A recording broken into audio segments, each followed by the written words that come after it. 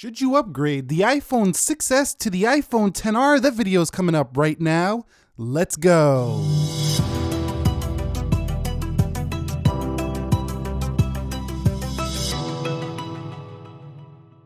So what is up, guys? Nick here, helping you to master your technology. Should you upgrade the 6s to the XR? Well, to some it might be an obvious answer, of course. I was looking through my videos and I forgot to even do this video right here, but the reason it even popped up is because I seen a couple comments yesterday of people asking this very question. Somebody actually said, my 6s died after 3 years, which I haven't heard of people phones dying before, but apparently it died totally. I have a really bad battery here in my 6s here, but if you're thinking about an upgrade, I want to discuss my experience with both of these more say than just telling you the obvious. Yes, you should upgrade. It's a new modern phone. Well, duh, for some of you. But at the same time, is the iPhone XR the best upgrade from the 6s? Let's get into the first one, which is going to be my design experience. So talking about my experience in design, it's pretty clear that the XR is the better design here. We do have some very nice bezels that are much thinner than the past iPhone 6s. That's pretty apparent here. The notch is a little bit obtrusive for some people, might not be something you like, and it does cut into content sometimes. And this one is even thicker than the one on the XS series, but the 6s for its time was the premier phone. However, it was already a year old in that design, but Apple usually keeps it around. At the time the 6s came out, the design was actually still pretty relevant. However, the 6s was akin to buying a XS today. It was their flagship device. So buying the XR would be like buying the SE today of their, main phones, because it makes cuts, whereas the 6s was a premier device. This one makes some cuts just like the SE did, but also had the same processor, just like the XS. The XR has the same processor. So you get what I'm saying here. The XR is not the flagship phone. It is the entry-level premium Apple device this year. So that's a very different thing.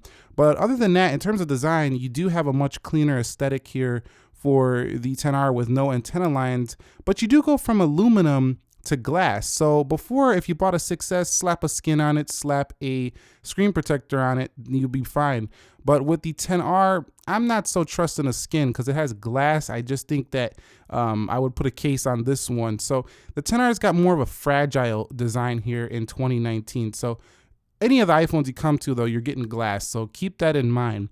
Now, also, you will notice that the XR is substantially thicker than the iPhone 6s, but that is okay because the XR gives you much better battery life than the 6s ever could dream of, and that's a major upgrade. We'll talk about that later.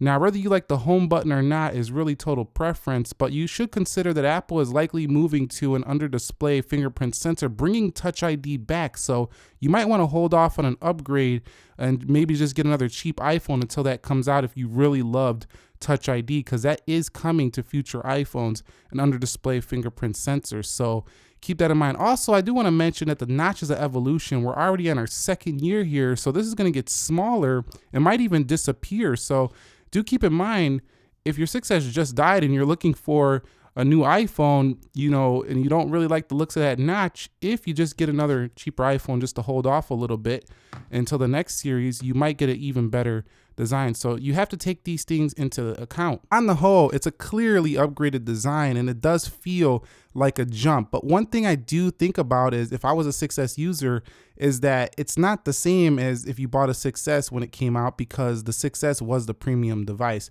Going to the iPhone XS, which I talked about yesterday's video, would be the premium upgrade. So getting a XS would be like getting a 6s back in 2015. So when it comes to size, you're actually downgrading coming from a 6s to the XR in compact feel. So the 6s is such a compact phone. It's super light, super thin, and it's just a very compact to use Apple device. Most people could probably reach the tops and bottoms of this phone really easy, and 4.7 was the sweet spot for a lot of people. It's a good combination of a decent size with, also enough size to watch videos and stuff like that. So I do think the 4.7 really nailed it in this size. It's a pretty solid size for most people. Now, coming to the XR is going to feel like a massive jump in screen size, because quite frankly, it is a massive jump in screen size. However, it gets a little bit heavier, noticeably heavier and thicker. So if you're used to a compact phone, coming to the 10R, you're gonna have to adjust to a much larger screen. Now, if you're a media consumption, you do a lot of that, you're gonna love the 10R. If you do a lot of reading on your phone, you're gonna love it. But if you just use a phone the way a phone was meant to be used, just pulling it out once in a while and want that compact phone feel, you're not really gonna enjoy the 10R because it is a reach. And also you do have reachability right here, which you will be using quite a bit if you got anything smaller than medium-sized hands. So definitely the 10R is a major downgrade in terms of compact feel, but it's a major upgrade in terms of size of screen and being able to consume your media on there. So you got to really decide if this is for you, because you could just get the iPhone 8 if you really did like the compact size. That's still available over there. Also, you could get the 10S. It's a little bit more, but the 10S will be a more compact phone than even the 10R. This is pretty close to the max in size. So yeah, going from a 4.7 to a 6.1 is noticeably big. That's one of the main differences between these. But what about the quality of the display? Because it's not just about compact size and feel. Most of you have probably accepted or even want to upgrade to this larger panel.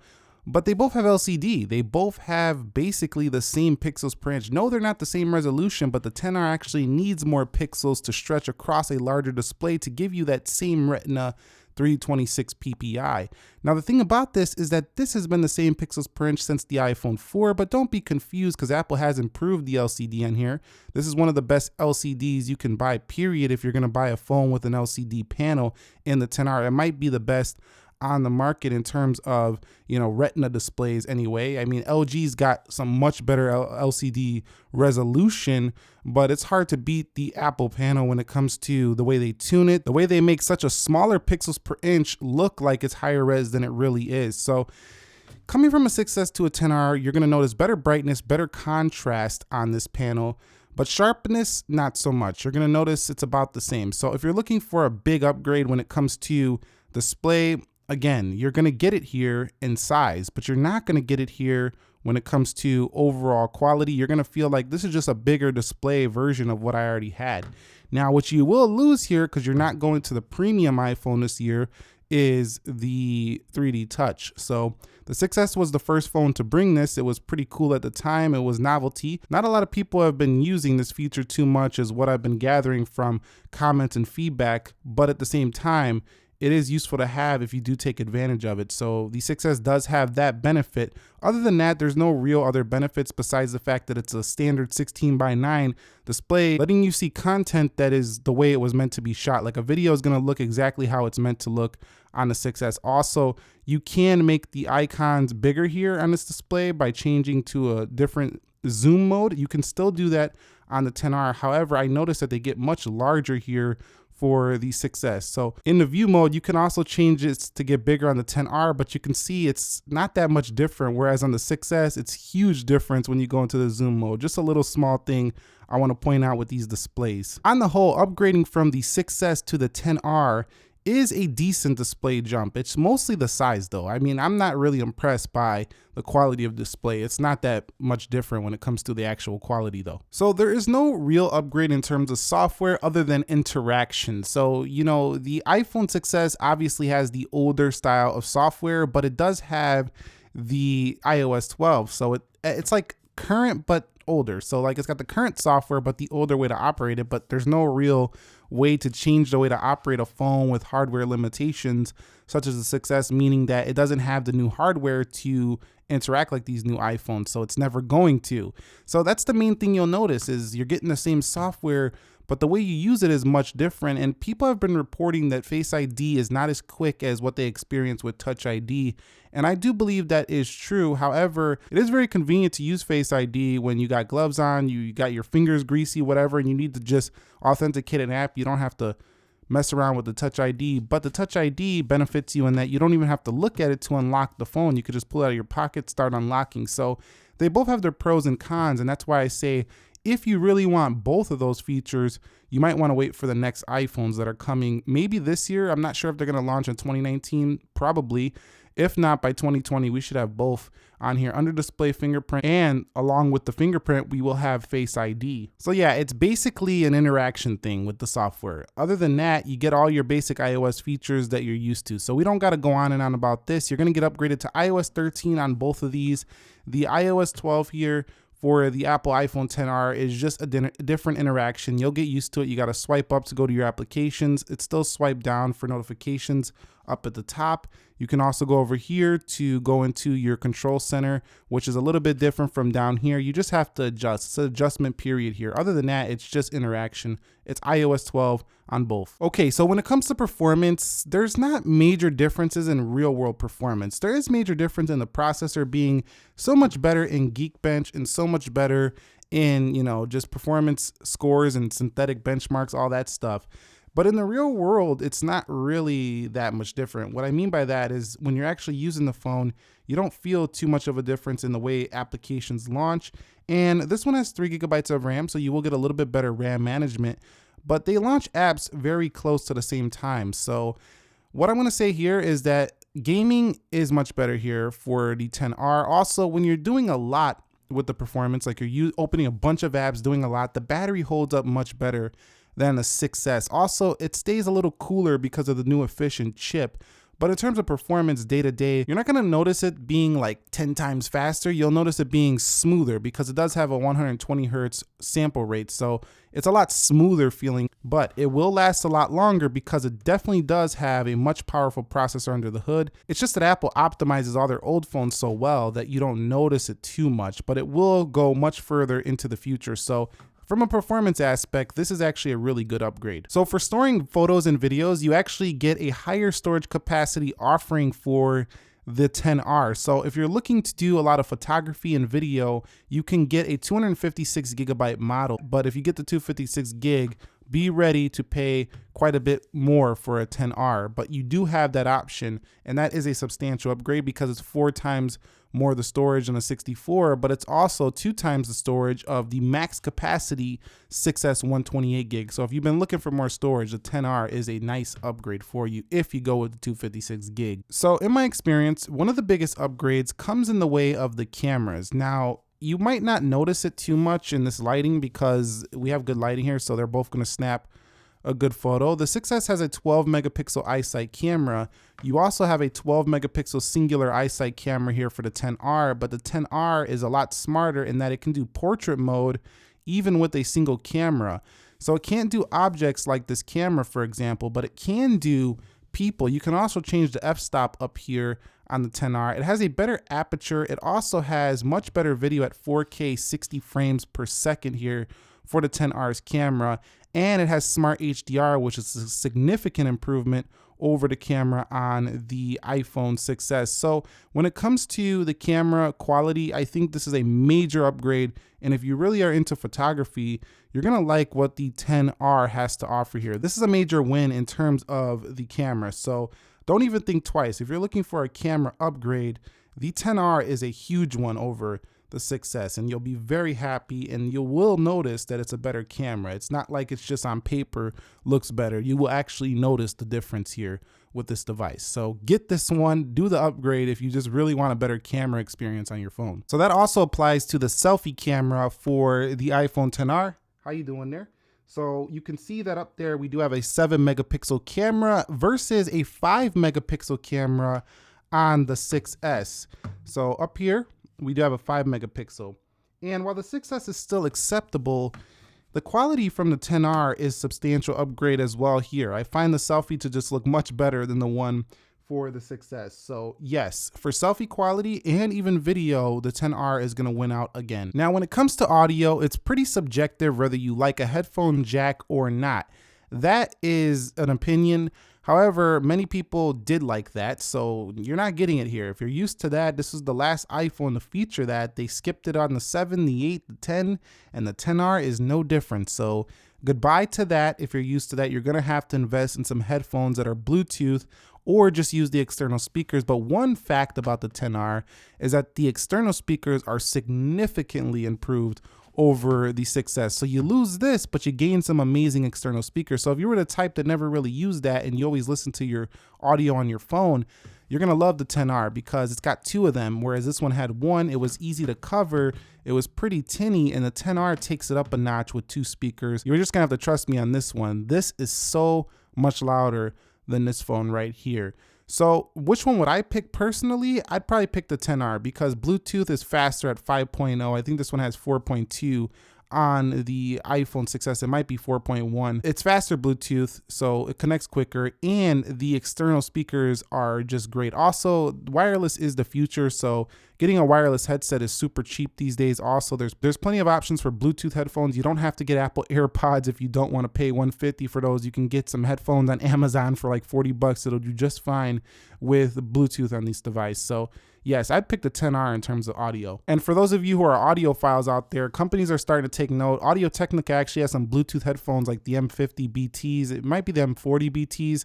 Correct me if I'm wrong. I'll leave a link down below. But if you're into that, like, you know, really crispy sound you used to get from a headphone jack, those are starting to make their way into the market as well. So moving on to battery life with both of these phones. And I talked about it earlier in the introduction or in the earlier part of this video. But there is no contest. The battery life is it just sucks here for the 6S right now. Let me just be direct and blunt. It's terrible on this device. And if you have a lower battery health, it's even worse.